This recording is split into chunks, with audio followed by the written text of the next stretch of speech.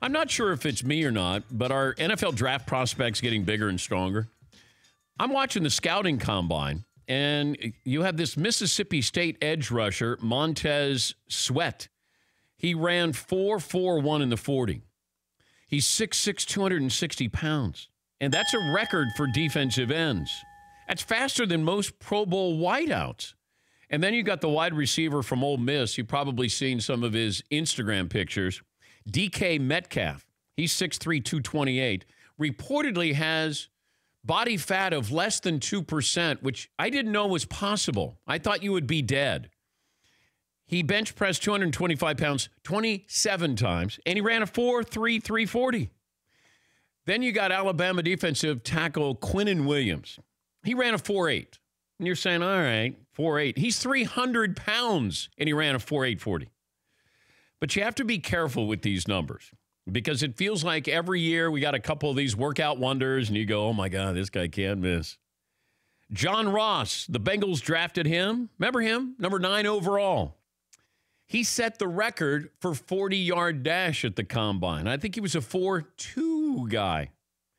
So guys like Sweat and Metcalf, Williams, they're coming up productive college careers, and these numbers are consistent with their performances. But, you know, bigger, stronger, faster, quicker, we're going to know soon enough if any of this translates into being a great NFL player. I'm always fascinated with the questions that they ask these potential draft picks because I'm going to learn more about you. You haven't done anything since the season ended. So I'm going to look at your tape, and hopefully I can glean something from that tape that goes, oh, okay, that's how he performed in game situations on a big stage. But if I sit down with you, I'm going to find out a lot more about you, things that I think can translate into what kind of pro are you going to be? How responsible are you? Do you love it? Do you need it? Do you have to have it? You know, what is your background there? But then, you know, it never fails. And I don't know if the NFL investigates this, if they care to investigate this. One NFL draft prospect, Chris Boyd, a team asked him at the combine if he had 2 testicles. Now, I don't know if it was a doctor who asked this, but from what I'm told, it wasn't. So I don't, you know, they try to play mind games with you. North Carolina Charlotte offensive guard Nate Davis, he said one team wouldn't shake his hand. The official wouldn't shake his hand. Instead, the official punched him in the chest, and he said, you have a soft chest. So Davis told reporters, I was like, okay. We just kept it going. But that's probably the weirdest thing that happened to him. Remember last year, Michael Dixon? He's the punter. Seattle challenged him to a staring contest. So you go into the interview, and they want to see how long he could stare before blinking. This happened this year with Kentucky cornerback Lonnie Johnson. And the Seahawks made him do the same thing. 15, 16 seconds, he said, during his formal interview. And he won his staring contest. I don't know what any of this means. Yeah, you've had a former NFL defensive end, Austin Lane, was once asked, boxers or briefs? You go back to what the Dolphins did back in 2010 with Des Bryant. Ask if his mother was a prostitute. That was Jeff Ireland. Later issuing an apology. Yeah. Really? Yeah, so this happens.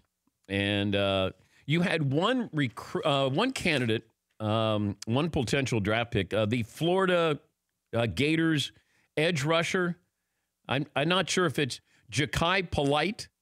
He said that the 49ers just bashed me the whole time and that the Green Bay Packers had the audacity to question his character, accountability, and worst plays. That's not polite. Thank you, Todd. I'm not being a crybaby or anything, he said. That's their job. I just didn't know what to expect. Oh, I think that would downgrade you on my my list there. If my criticism got to you at the combine, oh, you got a long, long road to go there. So, Ja'Kai Polite. Yes, Paulie. Where do you guys stand? This is a big question, but where do you guys stand on this NFL Combine stuff? Do you believe that you need great measurables to be a great NFL player? Or do you say this is a kind of a waste of time? Which, if you lean, because it's not either or. Because I'm sure the medical tests are important, and checking some other things are important. But there's a lot of guys who test well at the combine who don't do anything. And then there's a lot of guys like, star players. Le'Veon Bell ran a 4.640 at the combine. That's slow for a halfback. He seems to be pretty good. Emmitt Smith didn't have a great time. No. Jerry Rice didn't have a great number. I think you get caught up, and I think there's so many numbers, measurables now. I can talk myself in or out. And I think that's what happens leading up to the draft. I want to know your personality. I saw what you did on tape. You're going to have your pro day, but I'm not going to take anything away from the combine where I go, you know what, on second thought. By just how fast you are or your reps with the 225 pounds or your vertical, I'm watching you on tape. I want to see you in a game. I want to see you when it's real, when there's live bullets coming at you. That's what I want to see, not, hey, they call it the Underwear Olympics for a reason. It's not real. I think you could have a combine where you make it a little more real. Like you have guys going after you, putting pressure on you, or somebody who's actually covering you going out for a pass, or somebody blocking you if you're going to try to get to the quarterback. No, you can't do it because the possibility of injuries there. And the last thing you want is, one of these prospects to get hurt at the combine and can't even go into the draft. But I don't see anything where I go, man, on second thought, unless it's the interview, because you may blow me away in the interview. You may discourage me in the interview process. But that's the missing part of this. The stuff on the field, talking to people who have been around you, played against you. It's when I sit down with you, not that I have to ask you if you have two testicles. For more Dan Patrick Show, tune to Audience Channel 239 on DirecTV or download the Dan Patrick Show app.